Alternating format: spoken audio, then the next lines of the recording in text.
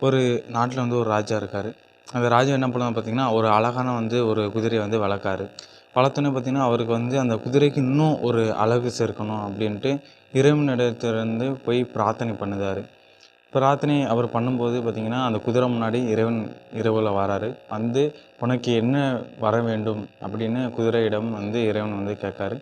கேட்டவுடனே அந்த குதிரை சொல்லுது, இன்னும் எனக்கு வந்து அழகு சேர்க்கணும் அப்படின்னு அந்த குதிரை வந்து சொல்லுது.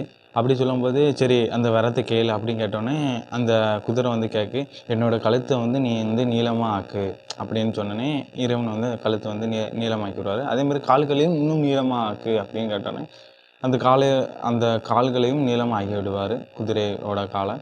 ஆனோடனே பார்த்தீங்கன்னா, குதிரை வந்து ஒட்டகம் மாதிரி மாறிவிடும். தோற்றம் அளித்துவிடும். அளித்தோடனே பார்த்தீங்கன்னா, அந்த குதிரைய பார்த்தோன்னே, அந்த குதிரை வந்து அழுக ஆரம்பிச்சிரும். ஏன்னா, ஒட்டகமா மாறிடுச்சு. மாறுன பிறகு பார்த்தீங்கன்னா, என்னோட அழகே போயிட்டே அப்படின்னு அழுவ ஆரம்பிச்சிரும். அழுவ ஆரம்பித்தோன்னே, இறைவன் வந்து ஐயோ! இறைவா என்னைய வந்து பழைய உருவத்துக்கே மாத்துன்னு வந்து குதிரை வந்து அழுவ ஆரம்பிச்சிரும். அப்போ இதுலேருந்து என்ன புரியுதுன்னு பார்த்தீங்கன்னா, அழகு வந்து உருவத்தில் இல்ல, மாறாக நம்மளோட செயல்ல தான் இருக்குது. இப்போ பார்த்தீங்கன்னா, குதிரையை எடுத்துக்கிட்டோம்னா, அது வந்து வேகமா ஓடும்.